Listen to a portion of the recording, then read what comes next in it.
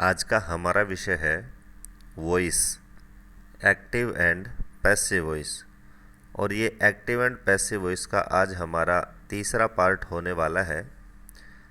कल हमने इसके सेकंड पार्ट में टेंस से संबंधित जो सकारात्मक और जो नकारात्मक वाक्यों का जो एक्टिव से पैसिव बनता है उसके जितने भी जो रूल्स हैं उन रूल्स के बारे में और इनकी जो एक्सरसाइज है, 3-3, 4-4, एक टेंस की एक्सरसाइज हमने करी थी। और वहाँ पर हमने पढ़ा था कि जो 12 जो टेंस है उनमें से 8 जो टेंस है उन्हीं का एक्टिव से पैसिव बनता है, 4 जो टेंस है उनका एक्टिव से पैसिव नहीं बनता है। तो ये सारी जो जानकारी थी टेंस से संबंधित, उतने जितने भी महत्वपूर्ण जो उदाहरण थे उनसे आपके क्लियर हो गया था। और लास्ट में मैंने 2 क्वेश्चन डाले थे, और जिन्होंने भी लास्ट तक वीडियो देखा था और वो जो आंसर दिया था उन प्रश्नों का, मैंने एक्टिव में वो सेंटेंस दिए थे, आपने उनका पैसिव बना करके और कमेंट बॉक्स में उनका आंसर दिया था, वो सभी का बिल्कुल 100% वो सही था। तो उसी क्रम में आज हमारा ये एक्टिव एंड पैसिव वॉइस का तीसरा पार्ट है। और इस तीसरे पार्ट में हम प्रश्नात्मक वाक्यों का एक्टिव से पैसिव बनाना सीखेंगे। किन वाक्यों का सीखेंगे? प्रश्नात्मक वाक्यों का। तो चलते हैं प्रश्नात्मक वाक्यों का एक्टिव से पैसिव बनाने के जितने रूल्स हैं, किन किन बातों का हमें ध्यान रखना है, वो सारी चीज़ें आज की इस वीडियो में हम पढ़ेंगे।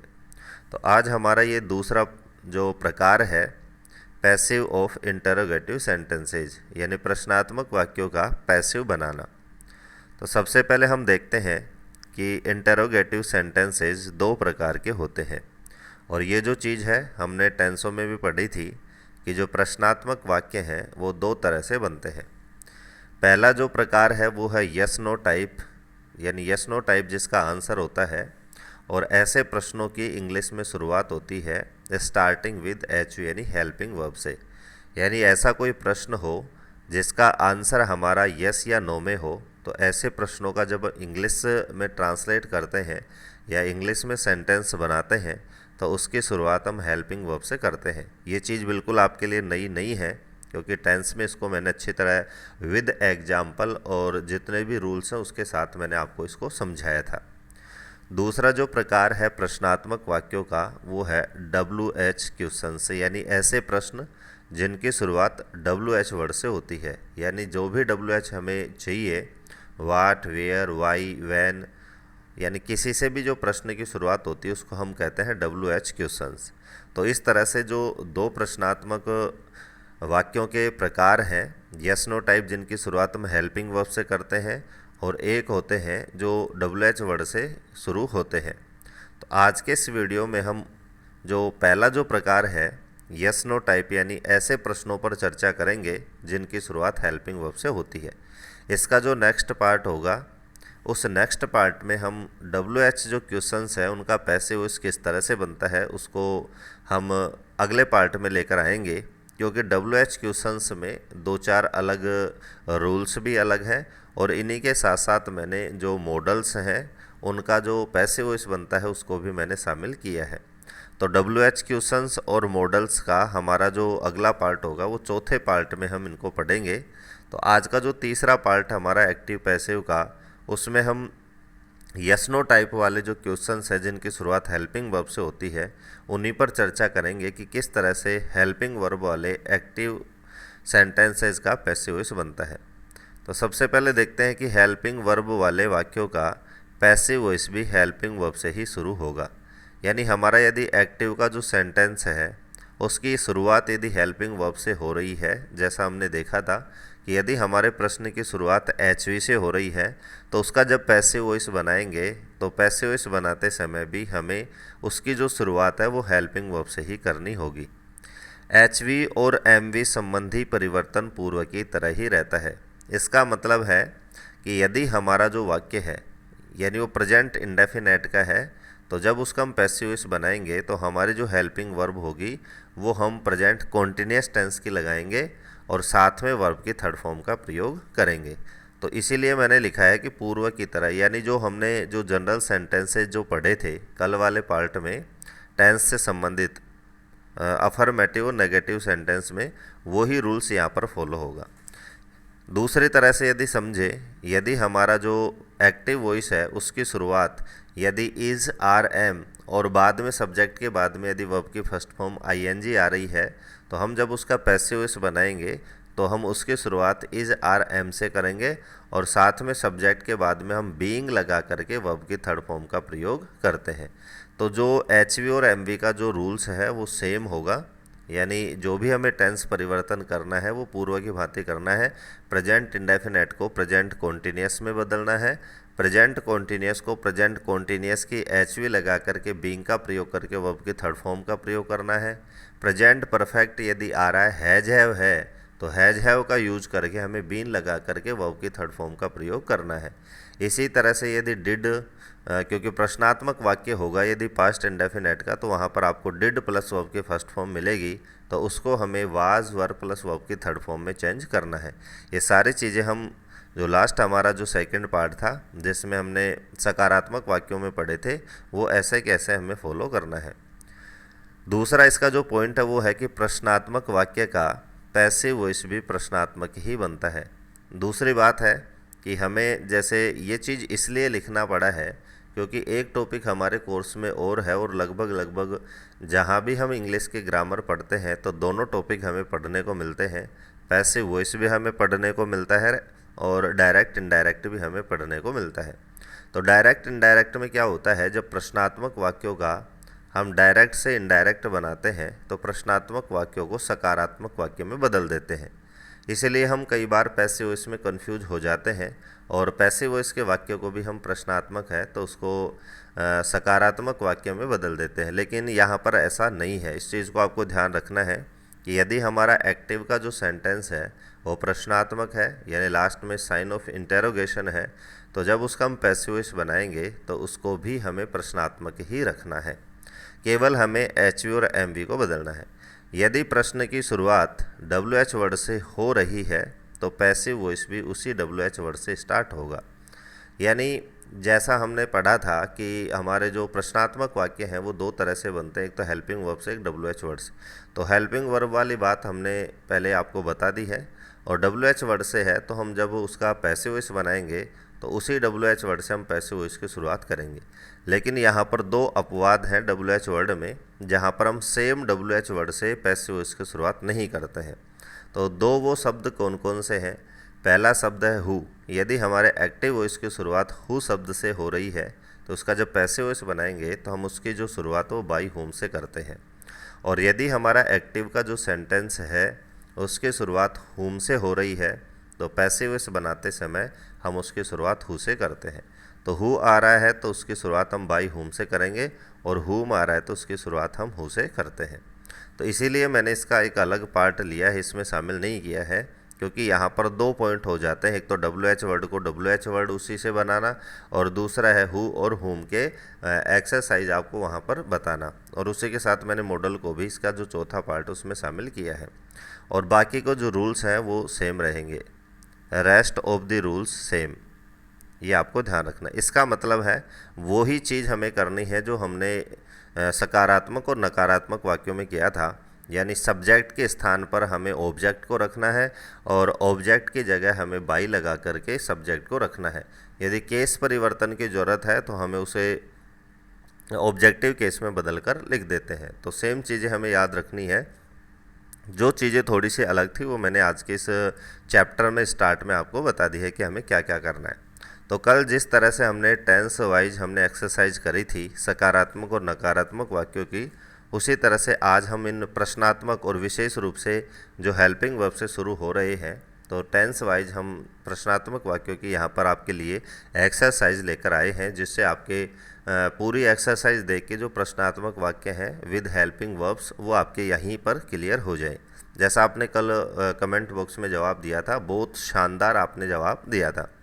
तो सबसे पहले हम देखते हैं हमारा जो पहली एक्सरसाइज है और पहला टेंस है वो है प्रेजेंट सिंपल, कि does he need a pen. तो यहाँ पर आप देख सकते हैं कि वाक्य की शुरुआत हेल्पिंग वर्ब से हो रही है और हेल्पिंग वर्ब में भी जो हमारी हेल्पिंग वर्ब है वो है डज।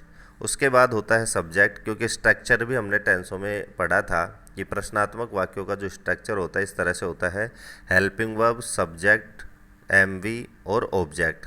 तो वही स्ट्रक्चर हमें जब एक्टिव से पैसिव बनाएंगे तो हमें फॉलो करना है। लेकिन हमें दो चीज़ों का ध्यान रखना है, एक तो हमें हेल्पिंग वर्ब मैन वर्ब बदलनी है और साथ में जो सब्जेक्ट और ऑब्जेक्ट का जो स्थान है वो बदलना है। तो यहाँ पर सबसे पहले हम टेंस पहचानते हैं, तो यहाँ डज के साथ वी फर्स्ट का प्रयोग किया गया है। तो बिल्कुल हमारे यहाँ क्लियर हो गया है कि यहाँ पर प्रेजेंट सिंपल है। तो जब इसका पैसिव वॉइस बनाएंगे तो हम इज़ आर एम का प्रयोग करेंगे। तो सबसे पहले हम देखें ऑब्जेक्ट क्या है, क्योंकि ऑब्जेक्ट के अनुसार ही हमें हेल्पिंग वर्ब का प्रयोग करना है। तो यहाँ पर हमारा ऑब्जेक्ट है ए पेन। इससे पता चलता है कि हमारा सिंगुलर नाउन है। तो जब हेल्पिंग वर्ब लगाएंगे तो हम इसकी शुरुआत इससे करेंगे, क्योंकि एक वचन जो हमारा सब्जेक्ट है, सिंगुलर जो सब्जेक्ट है, उसके लिए हम इज़ का यूज़ करते हैं। फिर यहाँ पर ऊपर हमारा सब्जेक्ट था, इसका जो स्थान है वो ऑब्जेक्ट ले लेता है, तो इज़ ए पेन। फिर यहाँ पर वर्ब की फर्स्ट फॉर्म थी, क्योंकि डज के साथ हमेशा वर्ब की फर्स्ट फॉर्म आती है। यहाँ पर डज जा चुका है और पैसिव वॉइस में हमने पढ़ा था कि हमेशा वर्ब की थर्ड फॉर्म का प्रयोग होगा। हमेशा वर्ब की थर्ड फॉर्म का प्रयोग होगा, चाहे वो कैसा भी वाक्य हो, चाहे वो सकारात्मक हो, चाहे वो नकारात्मक हो, चाहे प्रश्नात्मक हो, चाहे प्रश्नात्मक नकारात्मक हो, चाहे मॉडल का हो, कैसा भी, कितने भी प्रकार के जो पैसिव वॉइस पढ़ेंगे, चाहे वो हमारा इम्पेरेटिव सेंटेंस हो, सभी में वर्ब की थर्ड फॉर्म का प्रयोग करेंगे। तो इज़ ए पेन नीडेड, यहाँ पर वर्ब की थर्ड फॉर्म का प्रयोग हमने किया है।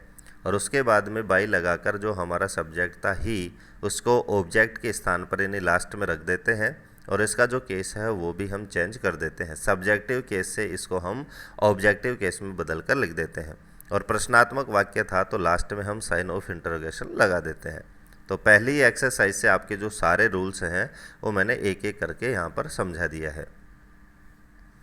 दूसरा एग्जाम्पल है do you like the rooms, क्या आपको कमरे पसंद हैं। तो यहाँ पर भी आप देख सकते हैं वाक्य की शुरुआत डू से होती है और साथ में वी फर्स्ट का प्रयोग किया गया है। तो बिल्कुल क्लियर है, यहाँ भी प्रेजेंट इंडेफिनेट टेंस है।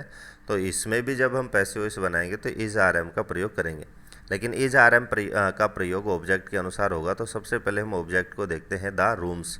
तो ये प्लूरल है तो हमें यहाँ पर आर का प्रयोग करना है। फिर सब्जेक्ट की जगह हमने ऑब्जेक्ट को रखा तो आर द रूम्स। फिर वर्ब की थर्ड फॉर्म हम लगाते हैं लाइक्ड। फिर बाई लगा करके हमारा जो सब्जेक्ट था उसको हम लिख देते हैं। तो सेम जो है ऊपर वाली एक्सरसाइज वाला ही ये है। ऊपर हमने डज लिया था और वहाँ पर सिंगुलर हमारा सब्जेक्ट था, ऑब्जेक्ट था, लेकिन यहाँ पर हमने आर को समझाने के लिए यहाँ पर हमारा जो ऑब्जेक्ट लिया है वो हमने प्लूरल लिया है। तीसरा एग्जाम्पल देखें तो तीसरा एग्जाम्पल है कि डज राकेश फ़ोन यू। तो फ़ोन हमने कल भी एक क्रिया पढ़ी थी, फ़ोन का मतलब होता कॉल करना। तो यहाँ पर भी आप देख सकते हैं कि यहाँ पर हमारा जो ऑब्जेक्ट है वो यू है और यू के साथ हम आर का प्रयोग करते हैं। तो आर यू, यहाँ पर जो यू था वो ऑब्जेक्टिव केस में था, यहाँ पर जो हमारा यू है वो सब्जेक्टिव केस में है कि are you phoned by Rakesh. और वर्ब की थर्ड फॉर्म का हमने प्रयोग किया है और बाई लगाकर जो हमारा सब्जेक्ट था उसको यथावत लिख देते हैं, क्योंकि राकेश जो है वो एक नेम है और नेम को हम बाई लगा करके यथावत लिखते हैं। यहाँ पर केस बदलने की ज़रूरत नहीं है। तो ये जो तीनों एग्जाम्पल हैं वो प्रेजेंट इंडेफिनेट के थे और बिल्कुल आपके अच्छी तरह क्लियर हो गए होंगे। नेक्स्ट हमारा जो टेंस है वो है प्रेजेंट कॉन्टीन्यूअस। प्रेजेंट कॉन्टीन्यूअस की हेल्पिंग वर्ब होती है इज़ आर एम और मैन वर्ब होती है वर्ब की फर्स्ट फॉर्म में आई एन जी। जब इसका पैसिव वॉइस हम बनाते हैं तो is R am being plus verb की थर्ड फॉर्म का प्रयोग करते हैं और सेम रूल्स हमें फॉलो करना है। सब्जेक्ट की जगह ऑब्जेक्ट, ऑब्जेक्ट की जगह सब्जेक्ट। तो सबसे पहले देखते हैं एक्सरसाइज है इज़ ही प्लेइंग फुटबॉल। तो यहाँ आप देख सकते हैं इज़ है और साथ में आई एन जी है, बिल्कुल क्लियर है, प्रेजेंट कॉन्टीन्यूअस टेंस है। तो हमारा ये वाक्य है वो हेल्पिंग वर्ब से शुरू हो रहा है। जब हम इसका पैसिव वॉइस बनाएंगे तो उसकी जो शुरुआत होगी वो भी हम पैसिव वॉइस हेल्पिंग वर्ब से करेंगे, लेकिन हमारी जो नई जो हेल्पिंग वर्ब होगी वो हमारे ऑब्जेक्ट के अनुसार होगी। तो यहाँ फुटबॉल सिंगुलर है तो हम जब पैसिव वॉइस बनाएंगे तो इससे इसकी शुरुआत कर रहे हैं। यहाँ पर हमारा सब्जेक्ट था ही, यहाँ पर हम हमारा जो नया सब्जेक्ट होगा वो होगा फुटबॉल। तो इज़ फुटबॉल, फिर उसके बाद में हम यूज़ करते हैं बीइंग, वर्ब की थर्ड फॉर्म प्लेड और बाई लगा करके हमारा जो सब्जेक्ट था उसको हम ऑब्जेक्टिव केस में रख देते हैं। नेक्स्ट एक्सरसाइज है कि एम आई कुकिंग फूड। तो यहाँ पर आप देख सकते हैं आई के कारण एम था और कॉन्टीन्यूअस के कारण आई एन जी था। तो जब हम इसका पैसिव वॉइस बनाएंगे तो ऑब्जेक्ट के अनुसार हेल्पिंग वर्ब रखेंगे। तो फूड की वजह से यहाँ पर इज से हम इसकी शुरुआत करते हैं, उसके बाद ऑब्जेक्ट को रखते हैं इज फूड, उसके बाद हम बीइंग लगाते हैं, उसके बाद वी थर्ड का प्रयोग हमने किया और फिर बाई लगा करके हमारा जो सब्जेक्ट था उसको हमने ऑब्जेक्टिव केस में यहाँ पर बदल दिया है। नेक्स्ट एग्जाम्पल है कि are they eat beating him. तो यहाँ पर आप देख सकते हैं कि यहाँ पर वाक्य की शुरुआत आर से हुई है और साथ में वी फर्स्ट में आईएनजी यानी प्रेजेंट कॉन्टिन्यूस टेंस है। तो नया जो सब्जेक्ट होगा उसको हम को सब्जेक्टिव केस में बदल कर यहाँ लिखते हैं, इसी वजह से यहाँ पर इसकी जो शुरुआत है वो हम इज से करते हैं, साथ में हमने बीइंग लगाया, वी थर्ड का प्रयोग किया और बाई लगा करके हमारा जो सब्जेक्ट था उसको हमने ऑब्जेक्टिव केस में यहाँ पर बदल दिया है। तो यहाँ पर मैं फिर आपको रिपीट करना चाहूँ, सबसे इम्पोर्टेंट चीज़ है कि हमें टेंसों की जो हेल्पिंग वर्ब है वो हमें याद होनी चाहिए और पैसिव वॉइस में हमें उसको पहचानना आना चाहिए कि ये कौन से टेंस का वाक्य है और जब इसको हम पैसिव में बदलते हैं तो कौन सी हेल्पिंग वर्ब का हमें प्रयोग करना है, क्योंकि जो मेन वर्ब है उसको तो हमें हमेशा याद रखना है, थर्ड फॉर्म का यूज करना है। केवल और केवल जो बदलेंगी वो हमारी हेल्पिंग वर्ब बदलेंगी और एक्स्ट्रा उसके साथ आने वाले जो शब्द हैं वो बदलेंगे। कहीं कहीं पर हमें बीइंग लगाना है, कहीं पर बीन लगाना है, वी थर्ड हमें सब में लगाना है। तीसरा हमारा जो टेंस है वो है present perfect tense. Has he washed the room. तो यहाँ पर हमारा ऑब्जेक्ट है रूम और वाक्य की शुरुआत हैज़ से प्लस वर्ब की थर्ड फॉर्म। तो हैज़ प्लस वर्ब की थर्ड फॉर्म से बिल्कुल क्लियर है कि ये प्रेजेंट परफेक्ट टेंस है। तो इसका जब पैसिव वॉइस बनाएंगे तो हमें हैज़ हैव का यूज़ करना है, साथ में हमें बीन भी लगाना है। तो यहाँ पर द रूम एक वचन है इसलिए हमने इसकी शुरुआत हैज़ से करते हैं, फिर हम ऑब्जेक्ट लगाते हैं हैज़ द रूम, फिर हमें बीन का यूज़ करना है, उसके बाद वी थर्ड का प्रयोग और फिर बाई लगा करके सब्जेक्ट। तो कंप्लीट जो सेंटेंस बना हमारा इस तरह से बना कि has the room been washed by him. Next example है कि हैव दे टेकन टी। तो यहाँ पर हमारा जो सब्जेक्ट था वो दे था, इसीलिए हमारे जो सेंटेंस उसकी जो शुरुआत है वो हैव से हमने करी थी। नेक्स्ट हमारा जब पैसिव बनाएंगे तो हमारा जो सब्जेक्ट होगा वो होगा टी, इसीलिए हम इसकी शुरुआत करेंगे हैज़ से, क्योंकि टी है वो सिंगुलर है और सिंगुलर के लिए हमें हैज़ का प्रयोग करना है। तो हैज़ टी, उसके बाद में प्रेजेंट जो परफेक्ट है उसको हम जब बदलेंगे तो उसमें H U M present perfect continuous के लगाते हैं, यानी हैज़ बीन का प्रयोग वहाँ पर करते हैं। तो हैज़ बीन साथ में हम वही थर्ड का प्रयोग करते हैं और बाई लगा करके जो हमारा सब्जेक्ट था दे उसको ऑब्जेक्टिव केस में यहाँ पर बदल देते हैं। Has Geeta read the book. तो यहाँ पर गीता के कारण हमने हैज़ का यूज़ किया था, तो द बुक भी सिंगुलर है इसलिए हम इसकी शुरुआत भी हैज़ से करते हैं। तो has the book been read by Geeta. तो रीड की जो तीनों फॉर्म है वो लिखने में सेम होती है, रीड रेड रेड। तो इस तरह से आप देख सकते हैं कि वी थर्ड का प्रयोग हमें करना है और हेल्पिंग वर्ब हमें बदलनी है। तो इसी तरह से केवल प्रेजेंट के तीन ही टेंसों का यहाँ पर पैसिव वॉइस बनता है। कल भी हमने पढ़ा था कि प्रेजेंट परफेक्ट कॉन्टिन्यूस का एक्टिव से पैसिव नहीं बनता है। पास्ट में भी तीन के बनेंगे। तो सबसे पहले हमारा पास्ट का है पास्ट सिंपल कि डिड सी हेल्प यू। तो डिड के साथ वी फर्स्ट, यानी बिल्कुल क्लियर है कि पास्ट सिंपल है। तो पास्ट सिंपल में जो हेल्पिंग वर्ब आएगी पैसिव वॉइस बनाते समय वो पास्ट कॉन्टिन्यूस की हमें यूज़ करनी है अकॉर्डिंग टू ऑब्जेक्ट। तो यहाँ पर हमारा ऑब्जेक्ट है यू, तो यू के कारण हमने यहाँ पर यूज़ किया वर का। फिर उसके बाद में हमने ऑब्जेक्ट को रखा तो वर यू, फिर वी थर्ड का प्रयोग हम करते हैं तो were you helped by her, फिर बाई लगा करके हमारा जो सब्जेक्ट था उसको हम ऑब्जेक्टिव केस में बदल देते हैं। नेक्स्ट एग्जाम्पल है कि did he right a story. Did के साथ वही वी फर्स्ट का प्रयोग हमने किया है। नेक्स्ट हमारा जो सब्जेक्ट होगा पैसिव वॉइस का होगा ए स्टोरी, और ए स्टोरी की वजह से हम इसकी शुरुआत करते हैं वाज से। तो वाज ए स्टोरी रिटर्न, वही थर्ड का प्रयोग हमने किया, बाई लगाकर जो हमारा सब्जेक्ट था उसको यहाँ पर हम लिख देते हैं। Did Ravi delete your message. Did के साथ वी फर्स्ट यानी पास्ट सिंपल टेंस, इसका जब पैसिव बनाएंगे तो पास्ट कॉन्टिन्यूस की हम हेल्पिंग वर्ब से शुरुआत करते हैं। तो योर मैसेज सिंगुलर इसलिए शुरुआत करें हम वाज से, तो वाज योर मैसेज, फिर वी थर्ड डिलीटेड, फिर बाई लगा करके और हमारा जो सब्जेक्ट था रवि इसको हम ऑब्जेक्ट की जगह रख देते हैं। नेम है इसलिए इसको यथावत यहाँ पर रखते हैं। नेक्स्ट जो टेंस है वो है पास्ट कॉन्टिन्यूस। पास्ट कॉन्टिन्यूस का जो पैसिव वॉइस बनाते हैं तो वाज वर तो यूज़ करते हैं, साथ में हम बीइंग का यूज़ करके वी थर्ड का प्रयोग करते हैं। तो यहाँ पर देखते हैं वर दे प्लेइंग चेस। तो वर के साथ आईएनजी बिल्कुल क्लियर है, पास्ट कॉन्टिन्यूस टेंस है। तो जब पैसिव वॉइस बनाएंगे तो भी शुरुआत हमें वाज वर से ही करनी है, और साथ में जो हमारा जो नया सब्जेक्ट होगा यानी जो ऑब्जेक्ट होगा उसके बाद में बीइंग लगाकर वी थर्ड का प्रयोग हम करते हैं। तो यहाँ पर हमारा ऑब्जेक्ट था चेस, तो चेस की वजह से हम शुरुआत करते हैं वाज से कि वाज चेस, फिर हम लगाते हैं बीइंग, उसके बाद वी थर्ड, उसके बाद बाई लगा करके हमारा जो सब्जेक्ट था उसको हम ऑब्जेक्टिव केस में चेंज कर देते हैं बाई देम।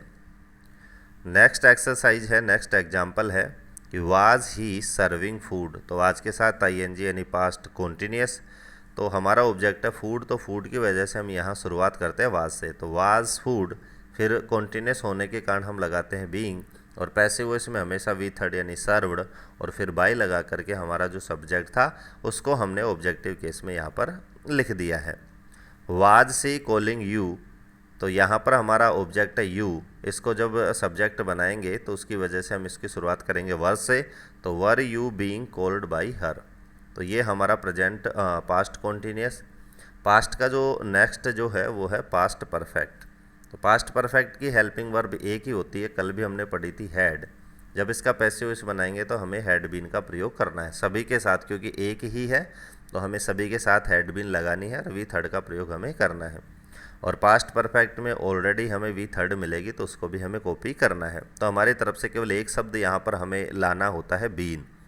तो हैड सी ब्रोकन द गिलास, तो यहाँ पर हैड के साथ वर्ब की थर्ड फॉर्म, तो इसी से पहचान हो चुकी है कि ये पास्ट परफेक्ट टेंस है। तो जब पैसिव वॉइस बनाएंगे तो भी हमें हैड का यूज करना, केवल हैड ही है तो हैड, फिर सब्जेक्ट की जगह ऑब्जेक्ट हमने लगाया द गिलास, फिर हमने अपनी तरफ से बीन लगाया, क्योंकि पास्ट परफेक्ट जब पैसिव वॉइस बनेगा तो पास्ट परफेक्ट कॉन्टिन्यूस के हेल्पिंग वर्ब वहाँ पर यूज आती है। उसके बाद वी थर्ड ब्रोकन, उसके बाद by her. Had they invited you, तो हैड के साथ वी थर्ड, तो हमारा जो ऑब्जेक्ट है वो यू, तो हम उसको सब्जेक्ट की जगह रखें, सबसे पहले हैड फिर उसके बाद ऑब्जेक्ट, तो हैड यू, उसके बाद बीन वी थर्ड बाई, और फिर हमारा जो सब्जेक्ट था उसको हम ऑब्जेक्टिव केस में चेंज करके यहाँ पर लिख देते हैं। हैड राहुल डिसओबेड हिज टीचर, तो यहाँ पर देख सकते हैं राहुल सब्जेक्ट है, डिसओबेड हमारी वर्ब है, और हिज टीचर हमारा ऑब्जेक्ट है, तो इसको सब्जेक्ट की जगह रखेंगे तो वाक्य की शुरुआत वही हैड से करते हैं कि had his teacher been disobeyed by Rahul, by लगाकर राहुल को ऐसे कैसे, क्योंकि ये एक नेम है, तो ये हमारा पास्ट टेंस हो जाता है। उसके बाद में हमारा जो तीसरा जो टेंस है वो है फ्यूचर, और फ्यूचर में हमने कल भी देखा था दो ही टेंस जो है उनका पैसिव बनता है, एक है फ्यूचर सिंपल और दूसरा जो है वो है फ्यूचर कॉन्टिन्यूस यानी फ्यूचर परफेक्ट। तो फ्यूचर कॉन्टिन्यूस का और फ्यूचर परफेक्ट कॉन्टिन्यूस का यहाँ पर पैसिव वॉइस नहीं बनता है। तो सबसे पहले फ्यूचर सिंपल का हम देखते हैं, तो will see by a new mobile, तो यहाँ पर विल प्लस वर्ब की फर्स्ट फॉर्म यानी फ्यूचर सिंपल बिल्कुल क्लियर है। तो जब पैसिव वॉइस बनाएंगे तो हम उसकी शुरुआत विल या सेल से करेंगे। हमारा नया यदि सब्जेक्ट आई और वी बनकर आ रहा है तो हम उसकी शुरुआत सेल से करेंगे, और यदि हमारा जो सब्जेक्ट नया बनकर आ रहा है वो आई और वी को छोड़कर ही सी इट वन नेम यानी सिंगुलर नाउन है तो हम उसकी शुरुआत विल से करते हैं। तो यहाँ पर हमारा ऑब्जेक्ट है ए न्यू मोबाइल, तो हम इसकी शुरुआत करेंगे विल से, तो विल ए न्यू मोबाइल, फिर अपन लगाते हैं बी, क्योंकि फ्यूचर सिंपल जो है उसमें जब हेल्पिंग वर्ब लगाएंगे पैसिव वॉइस बनाते समय तो फ्यूचर कॉन्टिन्यूस की लगाते हैं, विल बी और सेल बी, तो विल बी फिर वर्ब की थर्ड फॉर्म का प्रयोग हमें करना ही है, क्योंकि पैसिव वॉइस में हमेशा वर्ब की थर्ड फॉर्म आती है, और फिर बाई लगाकर हम जो हमारा सब्जेक्ट था उसको हम ऑब्जेक्टिव केस में यहाँ पर बदल देते हैं। दूसरा एग्जाम्पल है कि will they start a new business, तो यहाँ पर हमारा ऑब्जेक्ट है ए न्यू बिजनेस, तो इसकी शुरुआत भी हम विल से ही करेंगे, तो will a new business be started by them, तो यहाँ पर जो दे था उसको जब हम ऑब्जेक्ट की जगह रखेंगे बाई लगा करके तो उसका केस भी हमने बदल दिया, objective case by them. Future perfect की बात करते हैं, लास्ट हमारा जो आज का जो टेंस है वो है फ्यूचर परफेक्ट कि will they have pass the exam, तो यहाँ पर आप देख सकते हैं विल हैव प्लस वर्ब की third form, will have shall have plus verb की थर्ड फॉर्म जो पहचान है वो फ्यूचर परफेक्ट की है। तो जब इसको हम पैसिव में बनाएंगे तो फ्यूचर परफेक्ट कॉन्टिन्यूस की हेल्पिंग वर्ब का प्रयोग हम करते हैं, will have been shall have been plus verb की थर्ड फॉर्म। तो यहाँ पर हमारा ऑब्जेक्ट था द एग्जाम, तो इसकी शुरुआत हम विल से करते हैं, तो will the exam have been passed by them, तो आप देख सकते हैं सबसे पहले हमने विल लगाया, फिर हमने ऑब्जेक्ट लगाया द एग्ज़ाम, उसके बाद में हमने हैव बीन का प्रयोग किया, उसके बाद में वी थर्ड का प्रयोग किया और फिर बाय लगा करके हमारा जो सब्जेक्ट था उसको हमने ऑब्जेक्टिव केस में यहाँ पर चेंज कर दिया है। नेक्स्ट एग्जाम्पल है कि will see have read this story. तो यहाँ पर देख सकते हैं will have plus were third यानी फ्यूचर परफेक्ट है। तो जब इसको पैसिव बनाएंगे तो फ्यूचर परफेक्ट कंटीन्यूअस की हेल्पिंग वर्ब का हमें प्रयोग करना है। तो हमारा ऑब्जेक्ट था दिस स्टोरी, इसलिए हम प्रश्नात्मक वाक्य की शुरुआत पैसिव इसमें विल से करेंगे, विल, फिर हम ऑब्जेक्ट को लगाते हैं दिस स्टोरी, फिर हम हैव बीन का यूज़ करते हैं, उसके बाद में रीड लगा करके और फिर ऑब्जेक्टिव केस में यहाँ पर हमने लिख दिया है। नीचे हमने लिखा है कि यदि वाक्य प्रश्नात्मक नकारात्मक है तो पैसिव भी प्रश्नात्मक नकारात्मक ही बनता है। तो यहाँ पर जैसे कल हमने सकारात्मक और नकारात्मक दोनों पढ़े थे, तो यहाँ पर प्रश्नात्मक के साथ हमें नकारात्मक प्रश्नात्मक को भी पढ़ना है, क्योंकि ये भी इसी में आता है। तो हमें प्रश्नात्मक नकारात्मक है तो उसको प्रश्नात्मक नकारात्मक ही बनाना है। तो यहाँ पर मैंने 2-4 एग्जाम्पल मिक्स में दिए हैं, तो उनका भी हम यहाँ पर अध्ययन करते हैं। तो पहला है कि do you not play cricket. यहाँ देख सकते हैं डू प्लस वर्ब की फर्स्ट फॉर्म यानी प्रेजेंट इंडेफिनेट टेंस है और साथ में नोट है तो ये नेगेटिव है। तो रूल्स जो हैं वो सेम रहेगा कि प्रेजेंट इंडेफिनेट है तो जब उसका पैसिव वॉइस बनाएंगे तो प्रेजेंट कॉन्टिन्यूअस की हेल्पिंग वर्ब हमें लगानी है, लेकिन जैसे ऊपर नोट है तो हम पैसिव वॉइस के वाक्य में भी हमें नोट का प्रयोग करना है। तो सबसे पहले हमारा ऑब्जेक्ट था क्रिकेट, क्रिकेट की वजह से हमने शुरुआत करी इज से, उसके बाद में हमने ऑब्जेक्ट रखा, क्रिकेट ऊपर हमारा सब्जेक्ट था, यहाँ पर हमने ऑब्जेक्ट रखा, फिर जैसे सब्जेक्ट के बाद नोट था उसी तरह से नए सब्जेक्ट के बाद हमें नोट का यूज़ करना है। यहाँ पर डू के कारण वी फर्स्ट था और यहाँ पर पैसिव वॉइस की वजह से यहाँ वी थर्ड का प्रयोग हमने कर लिया है और फिर वही रूल्स होगा, बाय लगा करके हमने सब्जेक्ट को यहाँ पर ऑब्जेक्टिव केस में बदल कर लिख दिया है। लास्ट में प्रश्नात्मक चिन्ह भी हमने लगाया, साइन ऑफ इंट्रोगेशन का यूज हमने किया है। तो कंप्लीट जो सेंटेंस बना वो इस तरह से बना कि is cricket not played by you. Next है कि वर दे नॉट ईटिंग फूड। तो वर प्लस आईएनजी है तो प्रेजेंट कॉन्टिन्यूअस का ये टेंस है, साथ में यहाँ पर नोट का यूज किया है तो प्रेजेंट कॉन्टिन्यूअस नेगेटिव है। तो जब इसको हम पैसिव में बनाएंगे तो प्रेजेंट परफेक्ट कॉन्टिन्यूअस की यहाँ पर हेल्पिंग वर्ब का यूज हमें नहीं करना है, यहाँ पर हमें बीइंग लगाना है। तो यहाँ पर देख सकते हैं कि वाज फूड यानी हमारा जो ऑब्जेक्ट था वो था फूड, फूड की वजह से हमने वाज लगाया, फिर हमने ऑब्जेक्ट रखा, फिर हमने नोट रखा, फिर कॉन्टिन्यूस होने के कारण बीइंग प्लस वर्ब की थर्ड फॉर्म का हमने यहाँ पर यूज़ किया है और फिर बाय लगा करके हमारा जो सब्जेक्ट था उसको ऑब्जेक्टिव केस में हमने चेंज करके यहाँ पर लिख दिया है। नेक्स्ट एग्जाम्पल है कि will they have not paid bills. तो विल हैव का मतलब है कि ये फ्यूचर परफेक्ट का हमारा सेंटेंस था और नॉट है इसलिए नेगेटिव भी था। तो इसका जो पैसिव वॉइस बनाएंगे तो बिल्स है, तो बिल्स के कारण हमने विल का प्रयोग किया कि विल बिल्स, उसके बाद में हमने हैव का प्रयोग किया और फिर हैव और बीन के बीच में हमने नोट का प्रयोग किया है, क्योंकि नेगेटिव है इसलिए नोट जो है वो हैव प्लस बीन के बीच में आएगा, जैसे हमने टेंसों में पढ़ा था। तो will bills have not been, फिर वी थर्ड का प्रयोग हमने किया है और फिर बाय लगा करके जो हमारा सब्जेक्ट था उसको हमने ऑब्जेक्टिव केस में यहाँ पर बदल कर लिख दिया है। तो आज के इस वाक्य में, आज के इस वीडियो में हमने जो प्रश्नात्मक वाक्य हैं और प्रश्नात्मक वाक्यों में भी जो हेल्पिंग वर्ब से जो प्रश्न शुरू होते हैं उसी के साथ साथ प्रश्नात्मक नकारात्मक वाक्यों को भी हमने पढ़ा है। तो जिस तरह से कल मैंने आपको 2 एक्सरसाइज दी थी उसी तरह से आज भी मैं आपको कुछ एक्सरसाइज देता हूँ, वो आपको यहाँ पर उनको बनाकर लाना है। तो सबसे पहला है, हम हेल्पिंग वर्ब वाले हैं तो एक्सरसाइज भी हेल्पिंग वर्ब की होगी कि were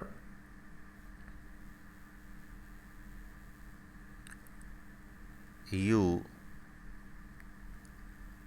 reading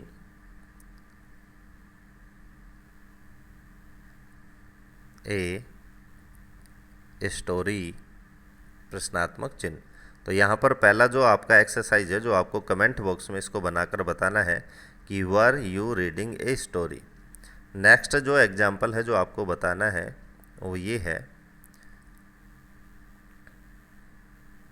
did your teacher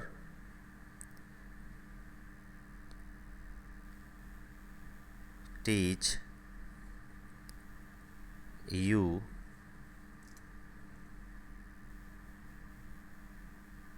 English grammar. दूसरा जो आपको कमेंट बॉक्स में जो आंसर देना है वो इसका देना है कि did your teacher teach you English grammar. तो आपको दोनों, जैसे कल आपने आंसर दिया था, विशेष रूप से इसको आपको बनाना है और सावधानी से बनाना है। तो आपके कमेंट्स का मुझे इंतज़ार रहेगा। आपको कितना समझ में आया वो भी आप बताएं, और बिल्कुल कोई डाउट हो तो आप कमेंट बॉक्स में अवश्य उसको पूछ सकते हैं। तो वीडियो में लास्ट तक बने रहने के लिए धन्यवाद।